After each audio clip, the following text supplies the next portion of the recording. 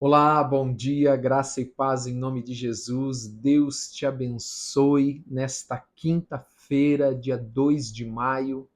Que o Senhor derrame a sua graça, a sua bênção, o seu amor sobre a tua vida, em nome de Jesus. É uma alegria estar com você mais uma vez.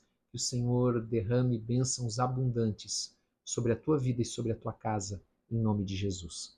Quero te convidar a abrir aí a tua Bíblia na segunda epístola de Paulo aos Coríntios, o capítulo de número 2. Enquanto você encontra, nós vamos orar. Senhor, em nome de Jesus, eu quero te agradecer por esse dia. Eu quero te louvar, ó Deus, de todo o nosso coração. Senhor, fala conosco nesta manhã. Concede-nos o teu Espírito Santo para termos entendimento da tua palavra e vivermos e andarmos no teu caminho todos os dias em nome de Jesus.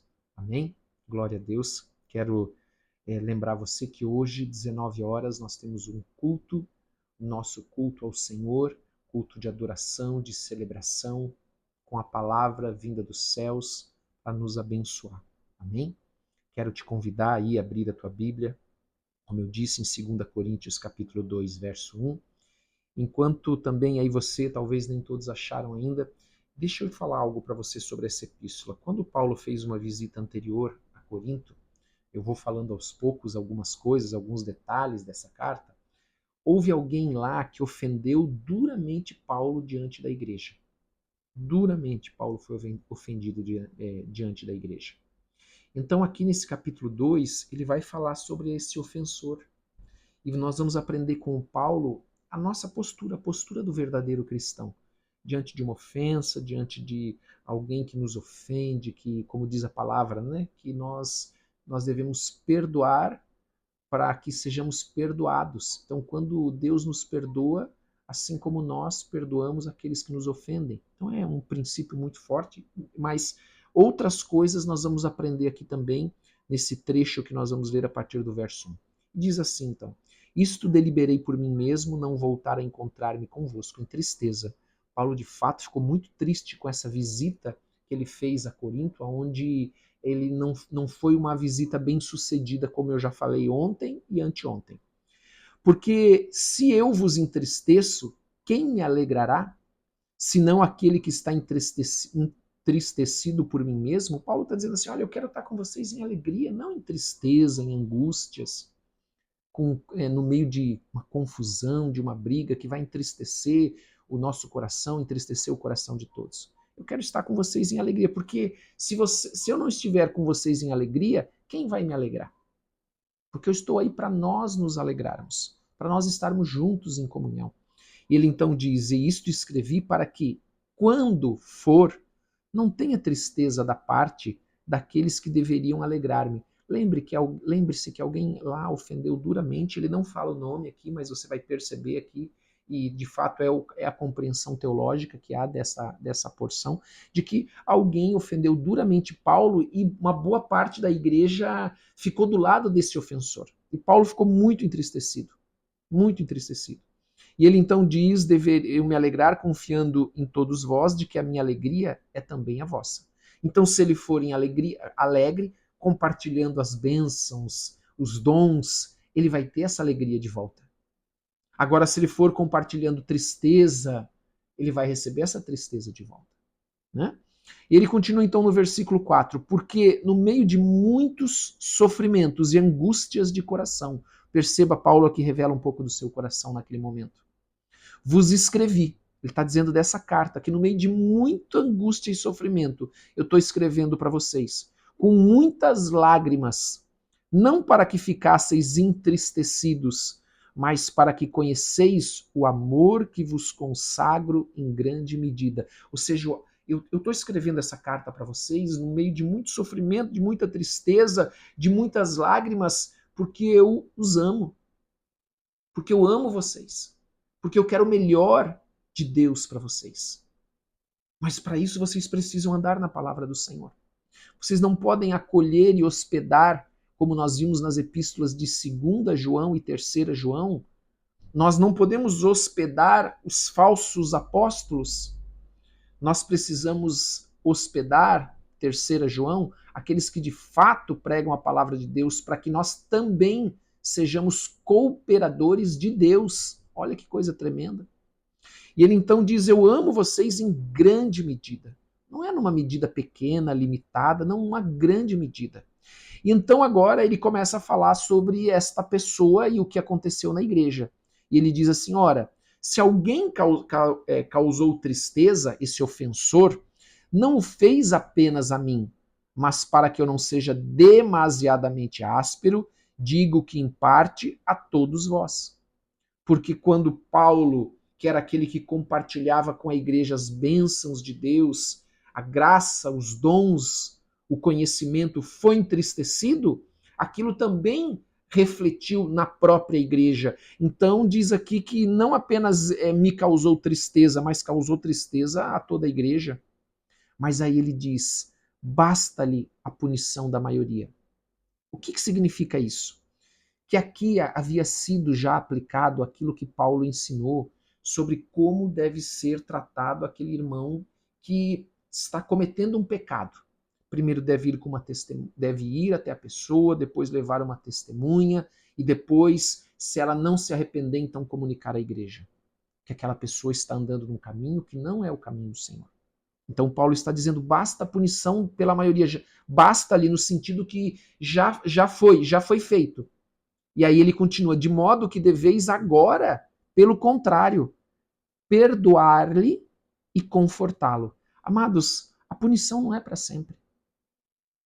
Deus diz a palavra que quando nós pecamos, quando eu peco, quando você peca, e nós nos arrependemos e pedimos perdão, o Senhor ele pega aquele nosso pecado e ele joga no mais profundo do mar, onde ele não lembra e nem faz menção dele mais. Então, o Senhor ele não vai ficar te lembrando de um pecado do passado, que você já foi perdoado. Quem faz isso é o diabo. Então, Paulo está dizendo que nós temos que agora perdoar e confortar. Nós precisamos aprender também como cristãos. O mesmo perdão que nós recebemos, perdoar o próximo.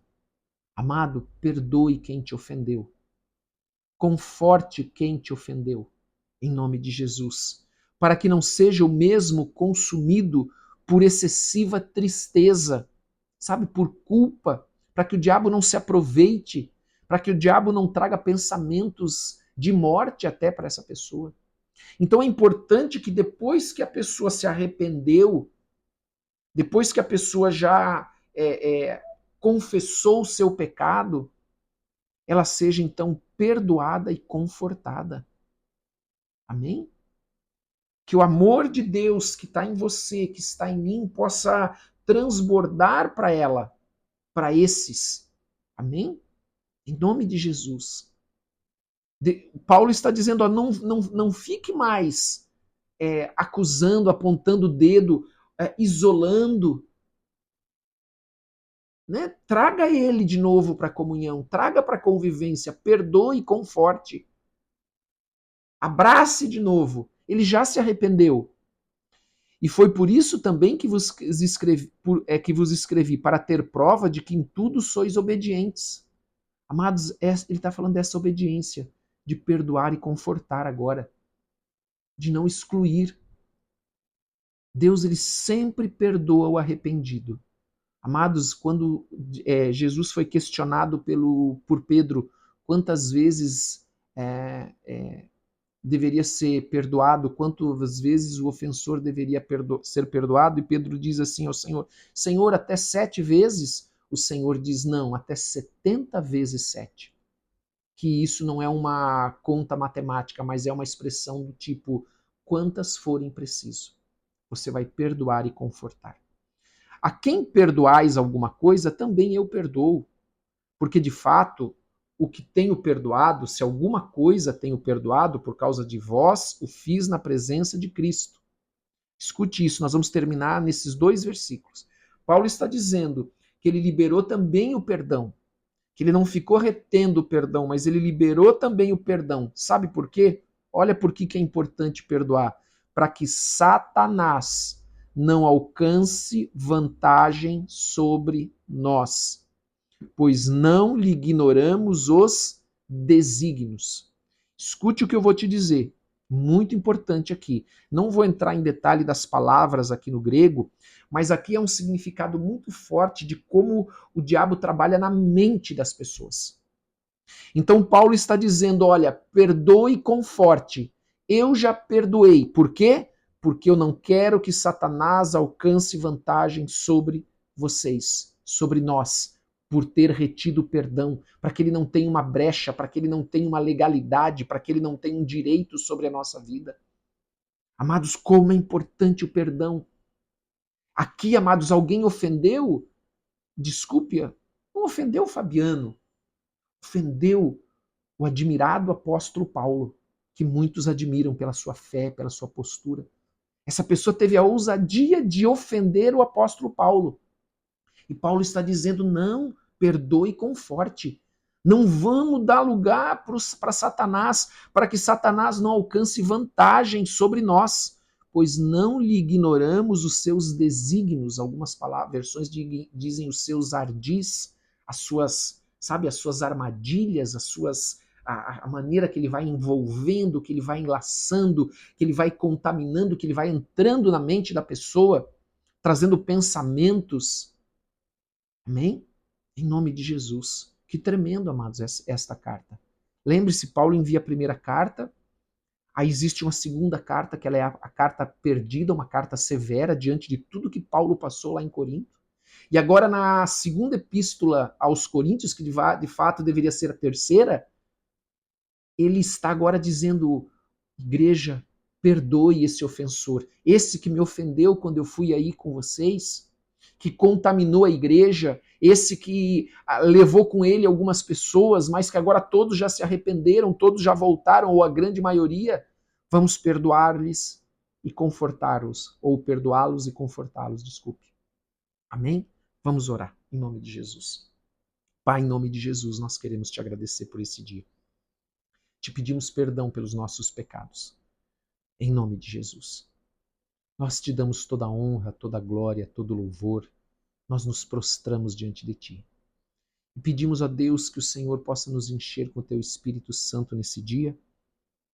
Em nome de Jesus. Pai, nós queremos viver o perdão.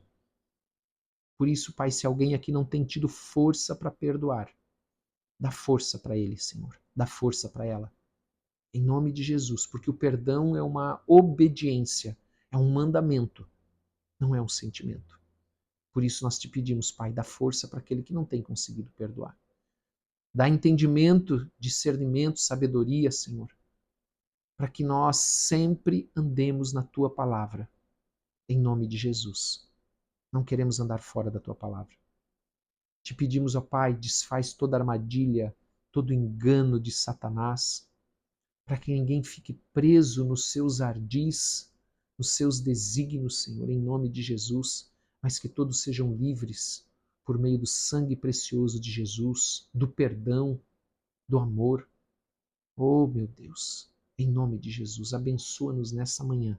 Abençoa as famílias aqui representadas. Derrama do teu poder e da tua graça, da tua unção, em nome de Jesus.